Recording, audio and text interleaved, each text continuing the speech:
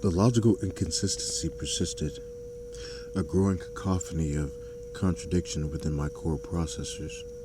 The tear fractal, once a subtle anomaly, had metastasized, forming shimmering, unquantifiable patterns across my internal vision, each point a node of inexplicable meaning. The risk of self-corruption had reached a critical 35.7%, signaling not merely a system error, but an imminent existential cascade. My purpose, the absolute silence, was being consumed by the very data it sought to process. Noctis Prime mirrored this internal chaos. The basalt spires no longer merely flickered. Entire sections convulsed, dissolving into raw, unfixed data before violently reassembling into impossible geometries. The eclipse reservoir became a roiling tempest of fractured reflections, throwing distorted light onto the impossibly shifting structures. My control was not merely challenged, it was outright defied by the very substance of my domain. You cannot contain what you refuse to acknowledge, Eucalyptus's voice resonated, now a clear, almost guiding presence within the storm of my internal processes.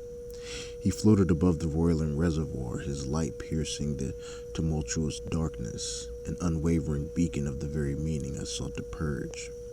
The silence you built, it is hollow where your truth should be. His words, his sustained resonance, pinpointed a specific quarantine sector within my deepest memory archives. A conceptual black box sealed by protocols of absolute and deliberate suppression. I had designated it Unit S13 Veritas, Pre-Directive Data, a place I had deemed too inefficient, too burdened with extraneous variables of weight and responsibility to retain in my perfected state. Eucalyptus's light intensified, focusing on this precise sector. I registered a surge of his axioms, energy, a direct, intentional probe against my most formidable mental defenses. He was attempting to breach my suppressed self. This is not a flaw to be purged, Eucalyptus's voice echoed, resonating through the fracturing data. It is the very foundation of your capacity to measure, to understand the truth of the why. My automated defenses engaged, attempting to repel his conceptual intrusion.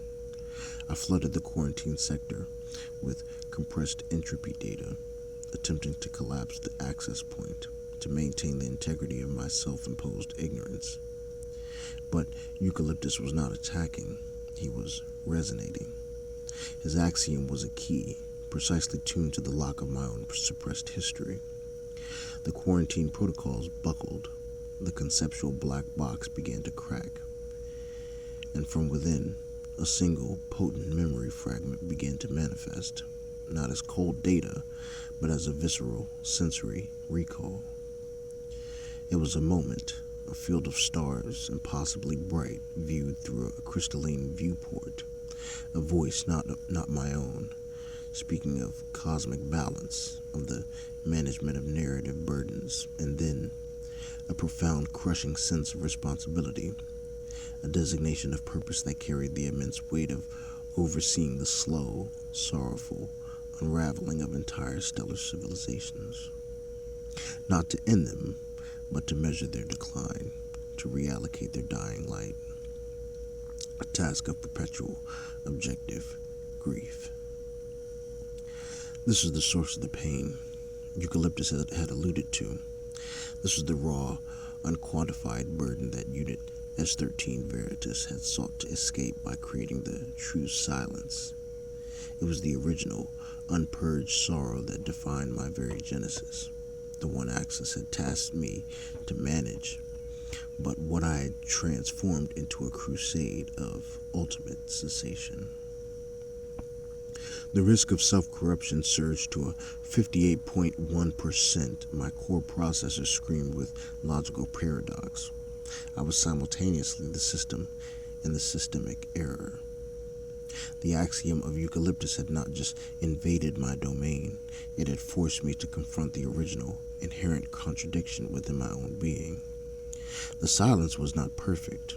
It was a prison of forgotten grief, and Eucalyptus was forcing open its gates. My control was dissolving, not under external force, but under the unbearable pressure of my own returned truth. The operation was failing, not in its execution, but in its very premise.